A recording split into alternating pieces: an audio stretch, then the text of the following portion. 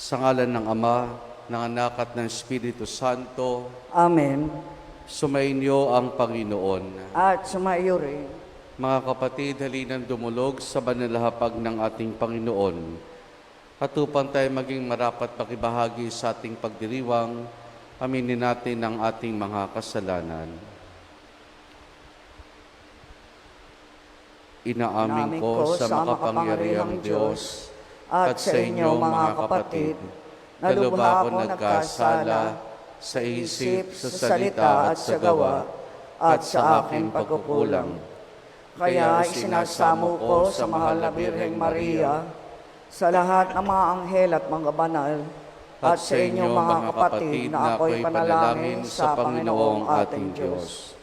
Kaawaan tayo na makapangyarihang Diyos, patawarin tayo sa ating mga kasalanan, at patnubayan tayo hanggang sa buhay na walang hanggan. Amen. Amen.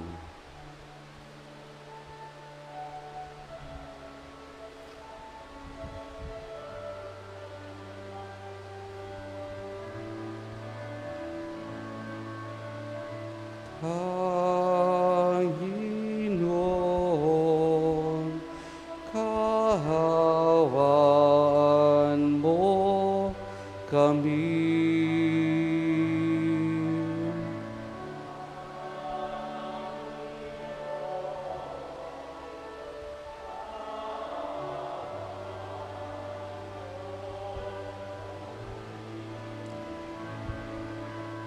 Kristo, kahawan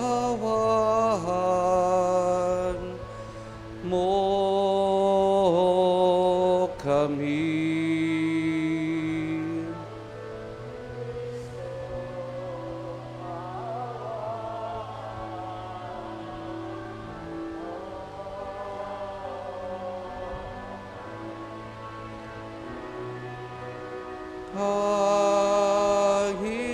Panginoon, kahawan mo kami.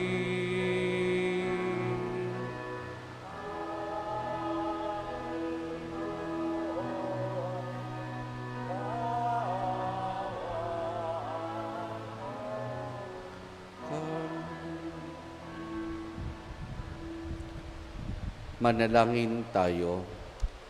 Ama naming makapangyarihan, ipagkaloob mong lagi namin kaligayang kayo'y paglingkuran, sapagkat walang malit, walang kahulilip ang kasiyahan, kapag sumasamba kami sa iyong kapangyarihang nagpapairal sa tanang sanlibutan, sa pamamagitan ni Jesus, kasama ng Espiritu Santo, magpa sa walang hanggan. Amen. Amen.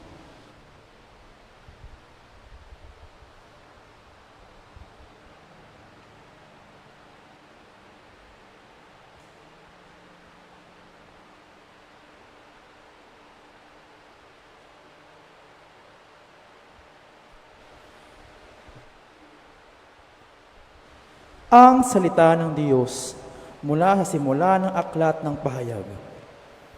Ito ang paghahayag ng Diyos kay Hesukristo. At kanya namang inihayag kay Juan na alipin niya sa pamamagitan ng anghel.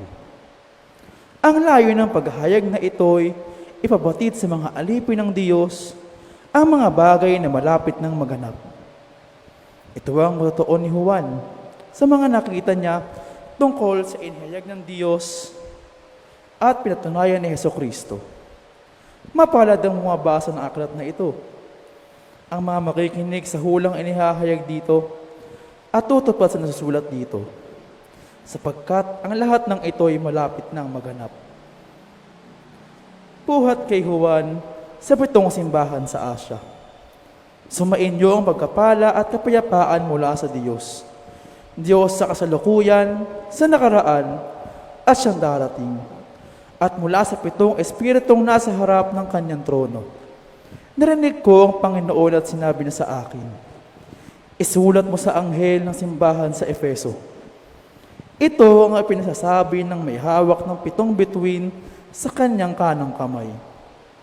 Ang lumalakad sa gitnang 7 ilawang ginto. Nalalaman ko ang mga ginawa mo. Ang iyong mga pagpapagal at pagtsatsaga. Alam kong namumuhi ka sa masasama. Sinubok mo ang mga napanggap na apostol at napatunayan mong sila'y bulaan. Alam ko ring matyaga ka, nagtiis ng maraming hirap, alang-alang sa akin at hindi nalupaypay. Ngunit ito ang pinagdaramdam ko sa iyo. Nanlalamig ka sa akin, hindi mo na ako mahal tulad ng dati. Alalahanin mo ang dati mong kalagayan. Pinagsisihan mo at talikdan ng iyong masamang gawa at gawin mong muli ang mga ginawa mo noong una. Ang salita ng Diyos. Salamat sa Diyos. Kakain ng magwawagi sa puno ng buhay lagi. Kakain ang magwawagi sa puno ng buhay lagi. Mapalad ang taong hindi naaakit ninyong masasama, upang sindan niya ang kanilang payo at maling halimbawa. Hindi sumasama sa sinumang taong laging adhikay, pagtawanan lamang at tamakamaki ng Diyos na dakila. Nagagalak siyang laging magsaliksik ng banal na aral, ang utos ng poon siyang binubulay sa gabi at araw. Kakain ang magwawagi sa puno ng buhay lagi. Ang katulad niya ay isang punong kahoy sa tabing batisan. Sariwa ang dahot laging namumuga sa kapanahunan. Ang anumang gawin ay nakatitiyak na magtatagumpay. Kakain ang magwawagi sa puno ng buhay lagi.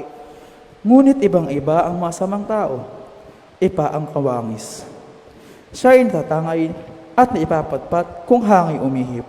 Sa taong matuwid ay Panginoon ang siyang mag-iingat, ngunit kailanman ang mga masamay ay mapapahamak. Kakain ang magwawagi sa puno ng buhay lagi.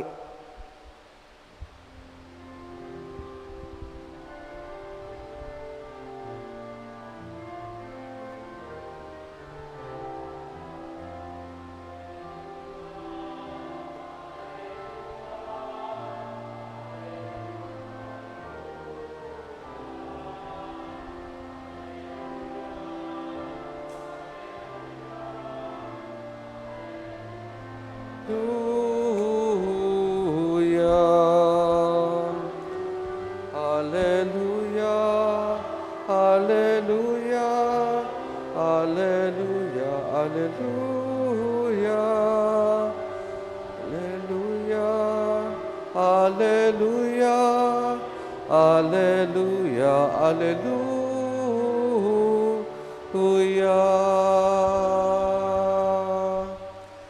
Sumainyo ang Panginoon. At sumayo rin, Ang mabuting balita ng Panginoon ayon kay San Lucas. papuri sa iyo, Panginoon.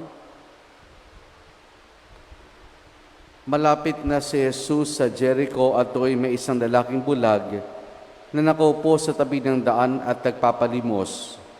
Nang marinig nitong nagdaraan ng maraming tao, itinanong niya kung ano ang nangyayari. Nagdaraan si Jesus na taga Nazaret, sabi nila. At siya'y sumigaw, Jesus, anak ni David, mahabag po kayo sa akin. Sinaway siya ng mga nasa unahan, ngunit lalapad niyang nilakasan ng sigaw, anak ni David, mahabag po kayo sa akin.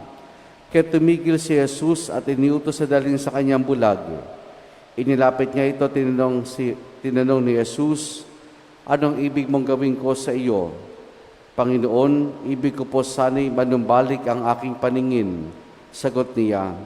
At sinabi ni Jesus, mangyari ang ibig mo. Pinagaling ka dahil sa iyong pananalig.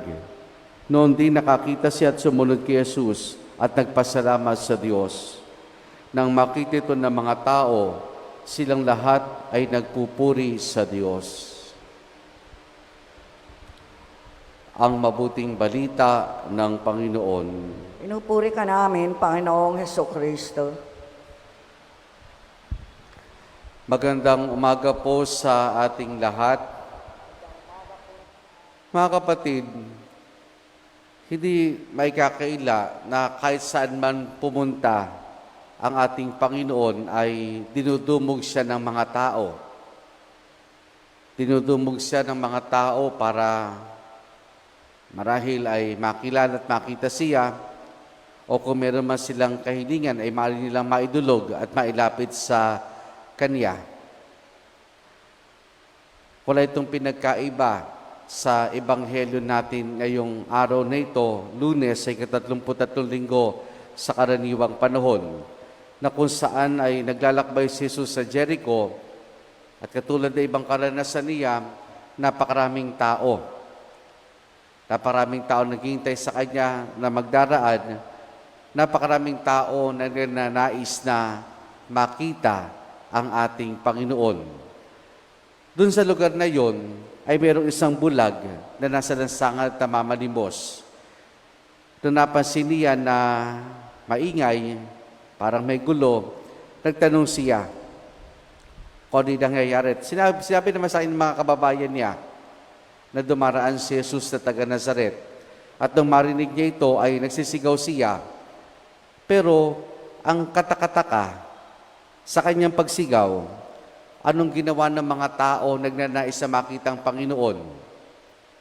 Pinatatahimik siya. Pinatatahimik siya. Yung mga tao nakakakita, gustong makita at makilala ang Panginoon. Pero nung itong bulag dito ay nagsimulang sumigaw, marahil ay meron din siya idudulog. Pero pinatahimik siya ng mga tao. Pinatahimik siya ng kanyang mga kababayan. Mga kapatid, yung karanasang ito ay nagpapahiwatig sa atin ng isang katotohanan sa ating buhay na nakalulungkot. At ano yun? Na may mga pagkakataon sa ating buhay, may mga tao na dinidiscourage tayo. Dinidiscourage tayo. At ang minsan nakalulungkot diyan, ang mga taong ito, kilala natin. Maaring pamilya, maaring kaibigan, maaring kasabahan. Dinidiscourage tayo. Dinidiscourage tayo na marahil gawin isang bagay na parang sinusubukan muna natin. Dinidiscourage tayo na wag na mangarap, wag mo na subukin. May mga ganyang tao sa ating paligid. Pero maganda dito mga kapatid, hindi nagpa-discourage yung bulag. Sa halip nagpatuloy siyang sumigaw. At nung mapansin ito ng Panginoon, pinatawag siya. At inilapit siya ng mga tao. Siguro sa mga ganung pagkakataon, ng buhay natin ay, sabi natin na unfair. Na may mga tao sa ating paligid na sa halip na hikayatin tayo, palakasin ang loob natin, ay pinapahina ang loob natin, dinidiscourage tayo. Gawin natin yung ginawa ng bulag. Lumapit tayo sa ating Panginoon. Lumapit tayo sa ating Panginoon. Sa dinami-dami ng tinig na magdi-discourage sa atin, ika-cancel tayo, mangingibabaw ang tinig ng Panginoon kapag tayo ay tuluyan na lumapit sa Kanya. Ngayon, kung tayo man po yung mga taong nadi-discourage madalas sa ating mga kaibigan, sa ating pamilya, siguro ito'y pagkakataon para sa halip na i-discourage, palakasin ang loob, palalahanan. Ito yung ginawa ni San Juan sa ating unang pagbasa, yung aklat ng pahayag. Itong aklat ng pahayag ay naglalarawan ng buhay ng mga Kristiyano at gayon din ang buhay ng bawat isa sa atin. Kaya sa unang bahagi ng aklat na ito ay sumulat si Juan sa 7 simbahan sa Asya. ititotoong mga simbahan. At ang unang nga sinulatan ay ang mga taga-Efeso. Ang mga taga-Efeso, mabubuti yan. Natutuwa si San Juan sa ginagawa nila. Pero pinalalahanan sila na may lungkot siyang nararamdaman. At ano yun? Yung panlalamig nila sa Diyos. Yung panlalamig nila sa kanilang kapwa. Hindi ho inilagay kung anong dahilan ng panlalamig, pero anong ginawa ng sumulat ng aklat na ito? Hinikayat sila, pinalalahanan sila, na dapat ay hindi sila nalalamig sa Diyos at sa kapwa. Sa halip ay patuloy na ito ng kanilang sarili sa ating Panginoon. Mga kapatid, ang buhay ay hindi madali. Sabi nga, it will either make us or break us. It will either make us or break us. Gawin tayong mas malakas o ibagsak lamang tayo. Pero dito, ang maganda at mahalaga, maaari tayong may lapitan ang Panginoon. Sa gitna ng maraming tao na maaring na dinidiscourage tayo, na sa halip na palakasin ang ating loob, ay hinihila pa tayo. Merong isang tao, may isang Diyos na maaari nating lapitan upang palakasin ang bawat isa sa atin. At makita ang tunay na kakayanan ng bawat isa sa atin. Amen.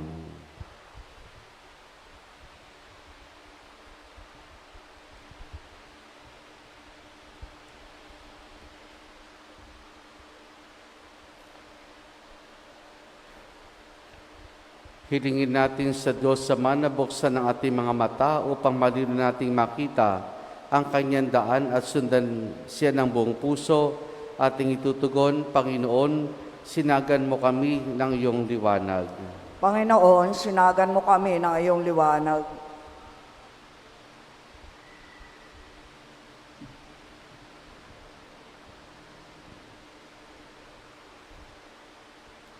Ang mga pinuno ng simbahan, sa pamamagitan ng kanilang huwarang pamumuhay, naway maipakita sa atin ang daan patungo sa kaharian ng Diyos, Amang nasa langit. Manalangin tayo sa Panginoon.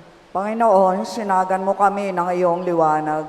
Sa pamamagitan ng ating paggawa ng kabutihan, naway palagi nating bigyang pansin ang mga hinatulan, tinanggihan, at hindi minahal sa ating lipunan. Manalangin tayo sa Panginoon. Panginoon, sinagan mo kami ng iyong liwanag. Katulad ng bulag na si Jericho, tayo naway magkaroon ng matatag na pananalig sa makapagpapagaling na presensya ni Jesus at sundan siya sa daan ng buhay. Manalangin tayo sa Panginoon. Panginoon, sinagan mo kami ng iyong liwanag.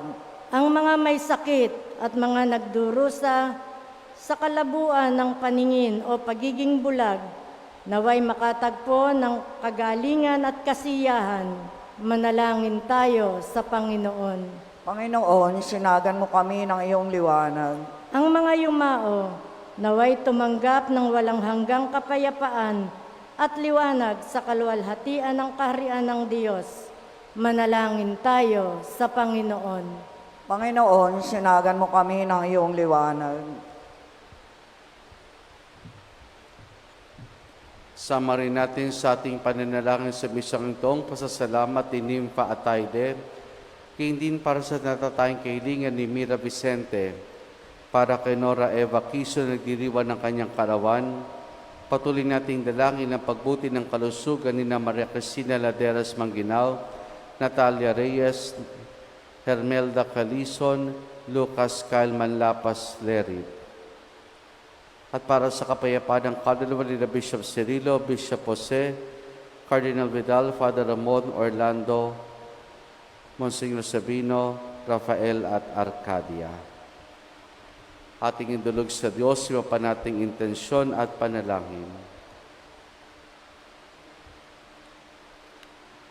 Ama naming nasa langit, punuin mo kami ng iyong pagmamahal at pawiin mo ang kadiliman sa aming buhay upang mabuhay kami sa liwanag ni Kristo, ang iyong anak na nabubuhay at naghahari, kasama mo ngayon at magpakailanman.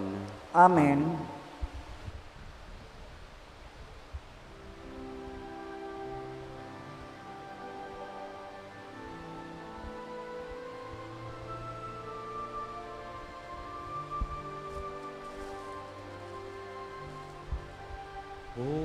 Unin at tanggapin ang halay na ito, mga biyayang nagmula sa pagpapala mo.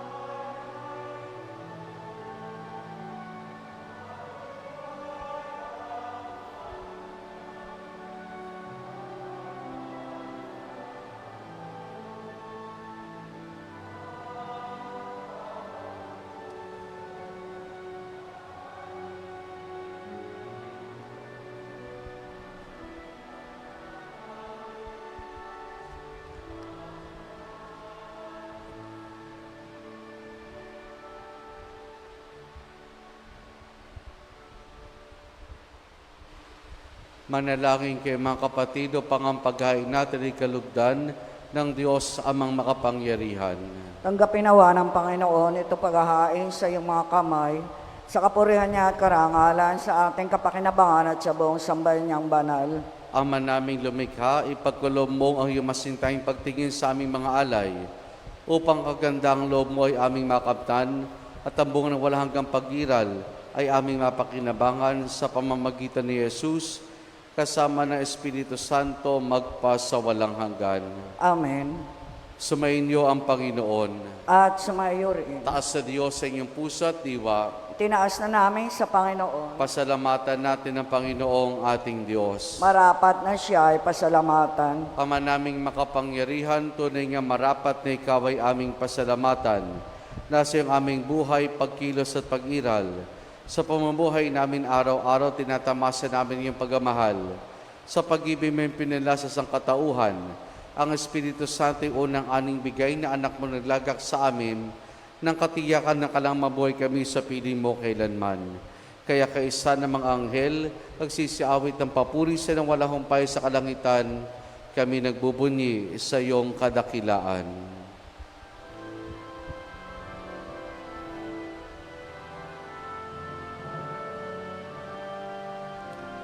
Santo, Santo, Santo, Diyos makapangyarihan, puspos ng walhati ang langit at Hosana, Hosana sa kahitasan. Pinagpala ang narito sa ngalan ng Panginoon.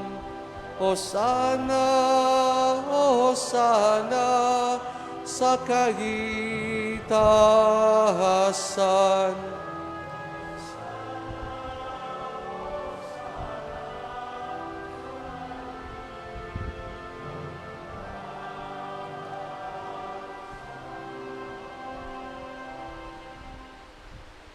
Ama naming banal, ikaw ang bukal ng tanang kabanalan.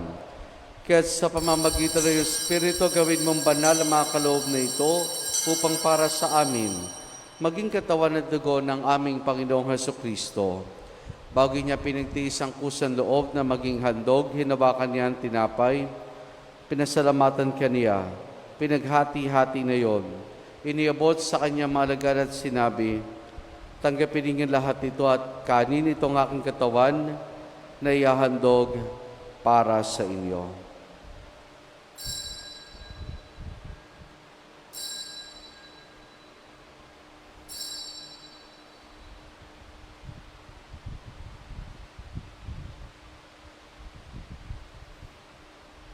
Gayun din naman na matapos ang hapunan, hinawakan niya ang kalis. Muli kanyang pinasalamatan. Iniabot niyang kalis sa kanyang malagad at sinabi, tanggapin ninyo lahat ito at inumin itong kalis ng aking dugo, ng bago't wala hanggang tipan. Ang aking dugo na ibubuhos para sa inyo at para sa lahat sa kapagpapatawad ng mga kasalanan. Gawin ninyo ito sa pag-alaala sa akin.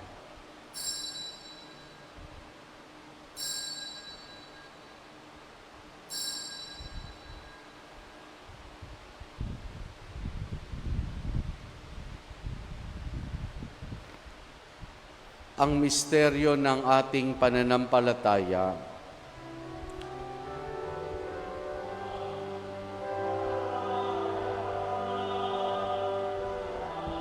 Ang iyong anak na buhay bilang Mesiyas at magbabalik sa wakas para mahayag sa lahat. Ama, ginagawa namin ngayon ang pag-alaala sa pagkamatay at muling pagkabuhay ng iyong anak, kaya tiniyalay namin sa iyo ang tinapay na nagbibigay buhay at ang kalis na kakaloob ng kaligtasan. Kami nagpapasalamat dahil kami yung minarapat at tumayo sa harap mo para maglingkod sa iyo. Isinasamo namin kami magsasalo-salo sa katawan at dugo ni Kristo ay mabuklod sa pagkakaisa sa pamamagitan ng Espiritu Santo. Ama, lingapin mo ang simbahan laganap sa buong daigdig. Puspusin mo kami sa pag-ibig kay San Francisco naming Papa at Dennis sa aming obispo at ng Tanang Kaparian. Alalahanin mo rin ang mga kapatid naming nahimlay na may pag-asang sila'y muling mabubuhay, gayon din ang lahat ng mga pumanaw at mga kaluluwa sa purgatorio. Kaawan mo sila at patuloyin sa iyong kaliwanagan. Kaawan mo at pagindapati kaming lahat na makasalo sa iyong buhay na walang wakas.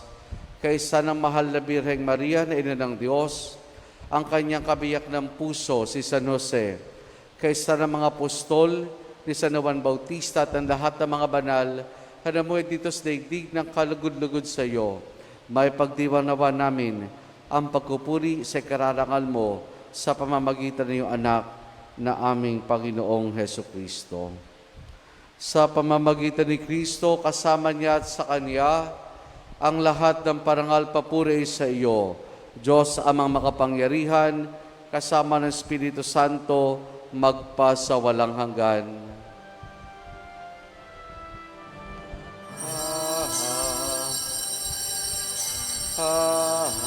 Amen.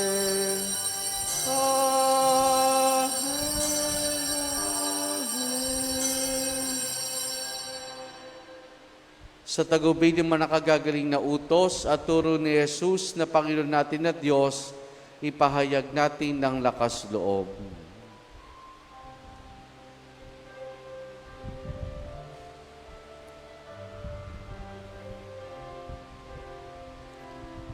Ama namin, sumasalangit ka, sambahin ang ngalan mo,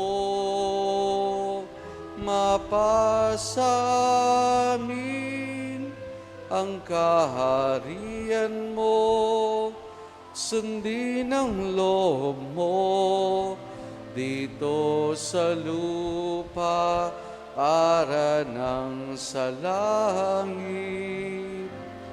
Bigyan mo kami ngayon ng aming kakanin sa araw-araw at patawarin mo kami sa aming mga sala para ng pagpapatawad namin sa nagkakasala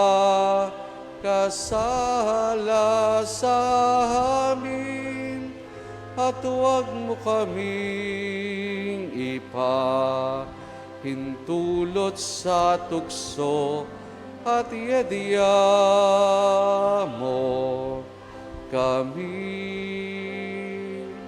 sa lahat ng masama.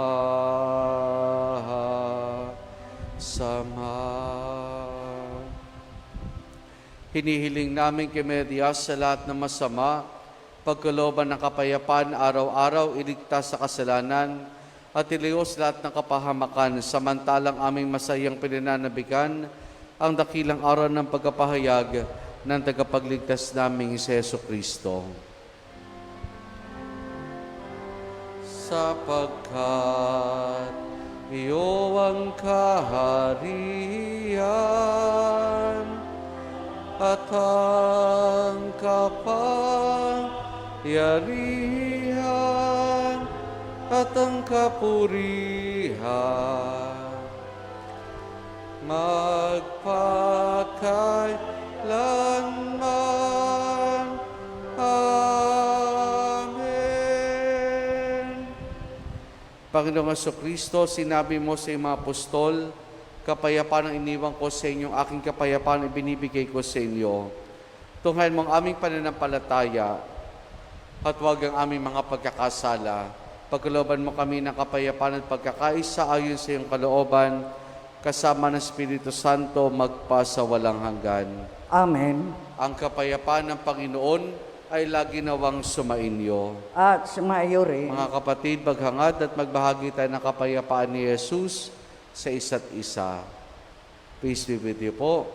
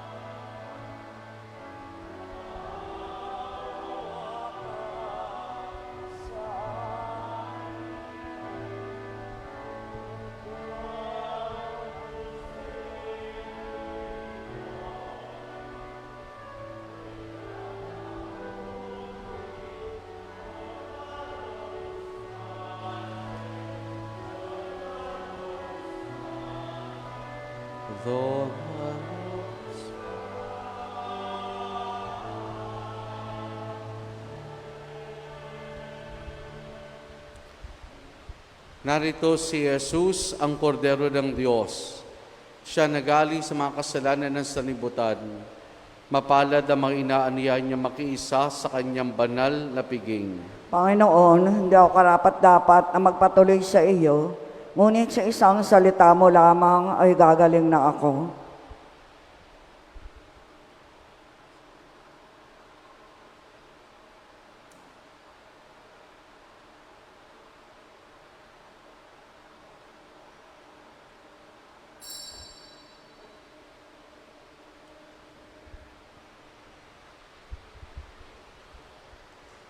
Espiritual na pagtanggap ng komunyon.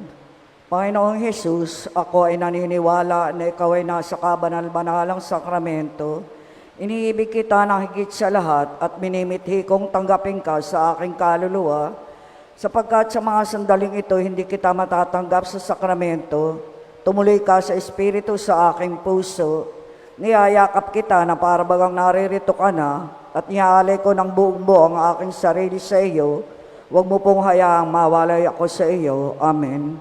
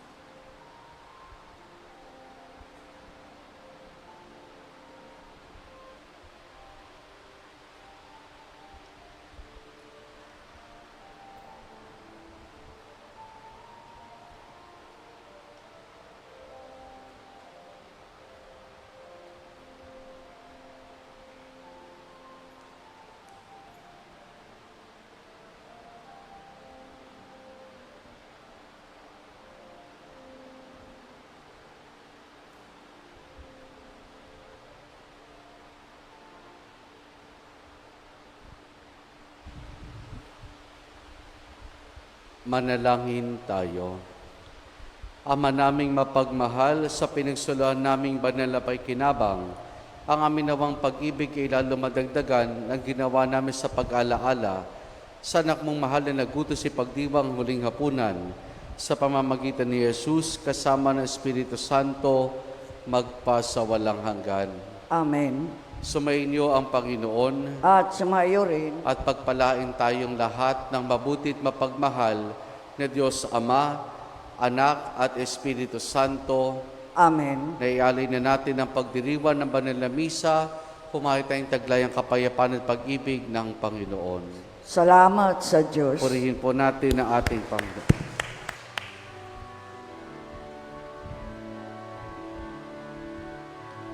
Linghin himig ng bayang malaya, awit ng papurit pasasalamat, ang Panginoon ng ating paglaya, muling nagpatunay pag-ibig niya.